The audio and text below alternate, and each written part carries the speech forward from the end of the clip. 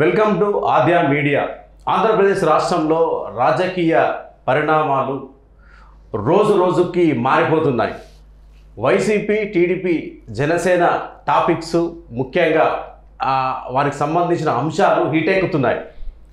అయితే ఆంధ్రప్రదేశ్ రాష్ట్రంలో ఇంతకుముందు టీడీపీ వర్సెస్ వైసీపీ అన్న అంశం ఉండేది. కానీ ఎప్పుడైతే వైజాగ్ ఎపిసోడ్ తర్వాత జనసేన మీటింగ్లు తర్వాత పవన్ కళ్యాణ్ చేసిన వ్యాఖ్యలతో ఆంధ్రప్రదేశ్ రాష్ట్రంలో రాజకీయ పరిణామాలు మారిపోయాయి. ఈ ఆంధ్రప్రదేశ్ రాజకీయ పరిణామాలపైన మనతో మాట్లాడడానికి సీనియర్ రాజకీయ విశ్లేషకులు కేఎస్ ప్రసాద్ గారు మనతో ఉన్నారు. సార్ నమస్కారం. నమస్కారం అండి. సార్, ముఖ్యంగా పవన్ కళ్యాణ్ నిన్న వాళ్ళ కార్యకర్తలతో సమావేశం నిర్వహించాడు. ఆ సమావేశంలో చాలా ఆసక్తికర వ్యాఖ్యలు చేశాడు. నిజంగా వ్యాఖ్యలు వింటే కూడా ఆంధ్రప్రదేశ్ రాష్ట్రంలో 2024 ఎన్నికల్లో జనసేన పార్టీ కీలక పాత్ర పోషించబోతుంది అన్న ఒక సంకేతాలు పవన్ కళ్యాణ్ ఇవ్వడం జరిగింది. 151 సీట్లున్న వైసీపీ ప్రభుత్వాన్ని మేము వణికించగలుగుతున్నాం.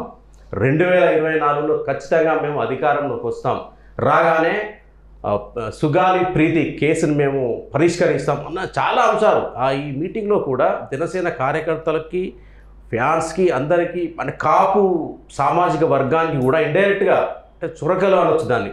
అంటే నేను యుద్ధం చేస్తున్నాను, మీరు కూడా యుద్ధానికి సిద్ధం కండి, అలసత్వం వదలండి అని చెప్పేసి మాట్లాడడం జరిగింది. అంటే ఏపీలో రాబోయే ఎన్నికల్లో కాపు సామాజిక వర్గము, ఇతర పార్టీల్లో ఉన్న కాపు నాయకులు, వారిని ఆకర్షించే ప్రయత్నం పవన్ కళ్యాణ్ మొదలుపెట్టాడు. నిజంగా పవన్ కళ్యాణ్ ఈ కాపు స్ట్రాటజీ, ఏదైతే దూకుడు స్ట్రాటజీ వర్కౌట్ ఉందో 2024లో. మీరు ఇంత ఆవేశపడి మాట్లాడారు, ధన్యవాదాలు. ఒక్కసారి దీనికన్నా ముందు 2009కి కనుక వెళ్తే ఇలాగే రెచ్చగొట్టరు మనని. ఆనాటి ప్రజారాజ్యం, ఇప్పుడు జనసేన. మీరు చెప్పినవన్నీ అప్పుడే జరిగాయి. ఉన్న తెలుగుదేశం పార్టీని పక్కకి తప్పిస్తూ ప్రాణప్రతిష్ఠ కలుగు చేసిన ఈ ప్రజారాజ్యం దురుగా ఇప్పుడు అలాగే ప్రాణప్రతిష్ఠ చేసిన ఈ జనసేన ఎలాంటి భావావేశాలకు గురవుతుందో చూడండి. ఏమైంది? ఆయన గెలిచిన తర్వాత 18 సీట్లు తీసుకెళ్ళి కాంగ్రెస్ పార్టీలో కలిపేసి ఏమైందో కూడా ఎవరికి ఛాన్స్ కూడా లేకుండా చేసినట్టు ఈయన బూత్ ఎల్లరికి మునిపోయి పొత్తులో ఉన్న బీజేపీ భావజాలం ఏంటి? హిందూయిజం, డెఫినెట్లీ భారతీయ తత్వం, ప్రజాస్వామ్య విలువల పరిరక్షణ, ఇదే కదా సార్. కానీ ఇక్కడ పవనిజం, ఈ ఇజం అన్న దాంట్లోంచి భావావేశాలు. ఎందుకంటే మనందరం ప్రజాస్వామ్యంలో ఉన్నాం. ప్రజాస్వామ్యంలో అంటే ప్రజలు న్యాయ నిర్ణేతలు. ప్రజల న్యాయ నిర్ణేతలు ఉన్న దానికి ప్రజాస్వామ్యంలో ఓటు అనే హక్కు ఉంది. ఓటు అనేది ఆయుధంగా కూడా అభివర్ణిస్తారు. నేను ఆయన మాటల్లో నోటాకి ఎందుకు ఓటేస్తారు అంటే ప్రజాస్వామ్యం మనకు ఒక గౌరవంగా మనకి ఇచ్చిన హక్కు, అది త్రూ ఎలక్షన్ కమిషన్ త్రూగా. ఏంది? నాకు ఈ పార్టీలు నచ్చవు, నాకు నోటాకి వేసుకునే వెసులుబాటు నాకు ఇచ్చింది అంటే వ్యవస్థల్ని ప్రశ్నిస్తూ. మీకు ఒక విషయం చెప్తా, ఈ పవనిజం అన్నది మళ్ళీ ఇంటర్లైన్ చేసుకుంటే నక్సలిజం, వాళ్ళు ఏంటి ఘనతోనే న్యాయం చేస్తామంటారు. ఈయనేం చెప్తున్నారు? చెప్పు తీసి చూపిస్తున్నారు, తిట్లతోనే చేస్తున్నారు. ఆల్రెడీ ప్రజాస్వామ్యంకి దాష్టికం జరుగుతుందని మనం మాట్లాడుతున్నాం. అగ్గి కాజ్యం తోడైన టీం తోడైతే తర్వాత నిన్న ఆయన మాట్లాడిన దాంట్లో ఐఏఎస్ ఐపీఎస్ వ్యవస్థలు, నేను ఎందుకు ఐఏఎస్ ఐపీఎస్ అవ్వలేకపోయానంటే అవ్వకుండా ఉంటే ఇలా గులాంగిరి. అసలు మీకు చదువే అవ్వలేదు, ఇంటర్మీడియట్ డిస్కంటిన్యూడ్. మీరు వ్యవస్థలో ఒక గౌరవప్రదమైన ప్రజాస్వామ్యానికి ప్యారలల్గా గవర్నమెంట్ విధి విధానాలు నిర్వర్తిస్తున్న ఐఏఎస్ ఐపీఎస్ వ్యవస్థలు.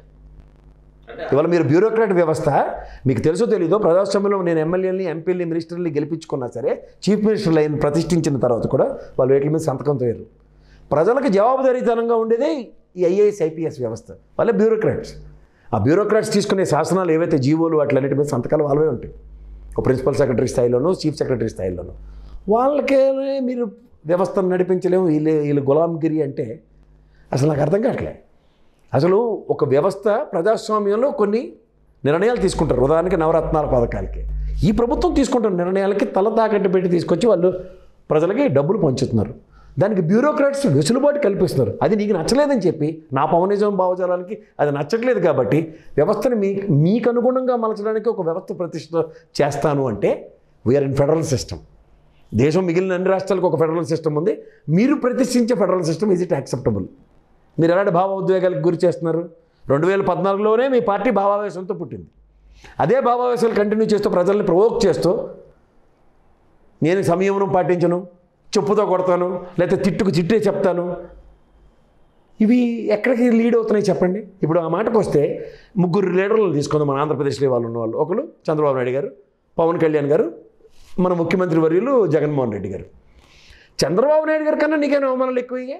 27 సంవత్సరాలు బట్టి వెన్నుపూటను అపవాదం మోసుకుంటూ భరిస్తూ ఆయన ఏ రోజు సంయమనం కోల్పోలే. రెండోది జగన్మోహన్ రెడ్డి గారు 2010 నుంచి ఆయన పార్టీ పెట్టిన దగ్గర నుంచి 1,00,000 కోట్ల అవినీతి, 16 నెలల జైలుకి వెళ్ళి వచ్చాడు. ఇవన్నిటినీ భరిస్తూ ఆయన ఎప్పుడు సంయమనం కోల్పోలేదు. మామూలుగా ఒక భావావేశానికి గురి ఒక నంద్యాల ఎలక్షన్లో ఉరి తీయండి, గన్నతో కాల్చండి ఇలాంటి మాట్లాడారు. మాటకి చెప్తున్నాను, అది వ్యక్తిగత హననంకి. ఇవాళ మీరు ఒక స్థాయిలో ఉండి మీరు మాట్లాడుతున్న భాష ఆల్రెడీ జగన్మోహన్ రెడ్డి గారి భాష వాళ్ళ పార్టీ మాట్లాడుతుందే తట్టుకోలేక సస్తున్నారు అందరూ. అగ్గికాజ్యం తోడినట్టు మీరు మొదలెడితే ఇవాళ ఆ మాటకు వస్తే వాళ్ళిద్దరు రాయలసీమ ప్రాంతం. ఇక్కడ మీకు వాళ్ళకి కంపారిజన్ నోటిస్తా. ఇదే జగన్మోహన్ రెడ్డి గారు సొంతంగా 16 నెలల జైలుకి వెళ్ళారు, 1,00,000 కోట్ల అవినీతి అన్న దాని మీద ఈ విధమైన భావావేశం ఎప్పుడు ప్రదర్శించలేదు. మీ దగ్గరికి వచ్చేసరికల్లా మీ మ్యారేజెస్ ఇష్యూస్ మీద మాట్లాడినా, మీరు మాట్లాడిన స్టెఫనీ వ్యవస్థ మీద మాట్లాడినా తిరిగి పదజాలం వాడితే మీరు ఉడుకుమొత్తనంతో తట్టుకోలేకపోతున్నారు. సమాజంలో ఇవాళ నాకు ఒక కట్టుబాటు ఉంది. సమాజానికి కట్టుబాటుని నేను గౌరవిస్తూ సమాజంలో ప్రజాస్వామ్య విలువలను పరిరక్షించుకుంటూ నేను ముందుకెళ్తుంటే మమ్మల్ని అందరినీ పక్కదారి పట్టిస్తూ మీ భావావేశాన్ని మా నెత్తి మీద రుద్దితే అది ఎంతవరకు తాత్కాలిక ప్రయోజనాలకు గురి చేస్తాయా, దీర్ఘకాలిక ప్రయోజనాలు ఉపయోగం ఉంటాయా? మీకు ఒక విషయం చెప్తా. మీ విషయాలు తెలిసి ఉదాహరణకి 16 నెలల జైలుకి వెళ్ళి వచ్చి సంవత్సరం పాటు 1,00,000 కోట్లు అవినీతి చేశారన్న జగన్మోహన్ రెడ్డి గారిని గుండెల్లో పెట్టుకుని 151 సీట్లు ఇచ్చారు. మీ విషయానికి వస్తే మీ సొంత ఎజెండా తప్పు కాబట్టి మీకు ఎక్కడ 2 స్థానాలు కూడా గెలుపుకు అవకాశం ఇవ్వలేదు. ఇది గమనించండి. పైపచ్చు మీ దగ్గర గెలిచినోడు కూడా మీ భావజాలను ఎమడలేక పక్క పార్టీకి పోయాడు. సో ఒరిజినల్గా మీ డైమెన్షన్స్ ఏంటి అన్నది చాలా ఇంపార్టెంట్. ఒక పార్టీకి విధి విధానాలు చాలా ఇంపార్టెంట్, తర్వాత పార్టీ నడవడికి చాలా ఇంపార్టెంట్, తర్వాత కండక్ట్ ఆఫ్ కోడ్, సమాజంలో మనం ఎలా కండక్ట్ అవ్వాలి అన్నది పార్టీ నియమం వాళ్ళది. ఇవాళ మీరు ప్రజాస్వామ్యానికి అతీతంగా మీ భావావేశాలను జోడిస్తూ ఈ విధంగా మాట్లాడడం ఎంతవరకు సమాజం? ఇది మీ పవనిజం అన్నది ఏ ఇజంని జస్టిఫై చేస్తుందో ఒకసారి చెప్పమంటే సమాజానికి. ఇది మనం ప్రజాస్వామ్యంలో ఉన్నాం, మాకు దీంట్లో ఇజంలు ఉండవు. హిందుత్వం, తర్వాత సమాజ సాంప్రదాయాలు, లేదా ముస్లిం సోదరుల్ని గౌరవిస్తూ క్రిస్టియన్ సామాజిక వర్గాన్ని పరిరక్షించుకుంటూ సమాజ నిర్మాణంలో ముందుకెళ్తున్న ఈ వ్యవస్థలో కొత్త పదజాలంతో కొత్త భావజాలంతో ఆవిర్భవిస్తున్న మీరు మొన్నటితో భావావేశాన్ని నియంత్రించుకోలేక మీరు ప్రదర్శించిన దానికి ఇవాళ మళ్ళీ సెల్ఫ్ ఎక్స్ప్లెనేటరీ మోడ్యూల్లో మీకు మీరు సమర్థించుకుంటూ మళ్ళీ వాళ్ళందరినీ నేను సిద్ధంగా ఉన్నాను, మీరు సిద్ధంగా ఉంటే వీఆర్ నాట్ లివింగ్ ఇన్ రాజరిక వ్యవస్థ. ఆ రాజరిక వ్యవస్థకు సంబంధించిన పదజాలాలు, రాజరిక వ్యవస్థకు సంబంధించిన ఆయుధాలతోనూ ఇవాళ ప్రజాస్వామ్య విలువల్ని ఎలా పరిరక్షిస్తారో మీ దగ్గర అవగాహన రైత్యం కొట్టొచ్చినట్టు కనబడుతుంటే ప్రజాస్వామ్య విలువలు ఎలా పరిరక్షించబడతాయి? ప్రజాస్వామ్యవాదిగా నేను ఖచ్చితంగా ప్రశ్నిస్తున్నాను. భావావేశం అందరికీ ఉంటుంది, భావ నియంత్రణ చాలా ఇంపార్టెంట్.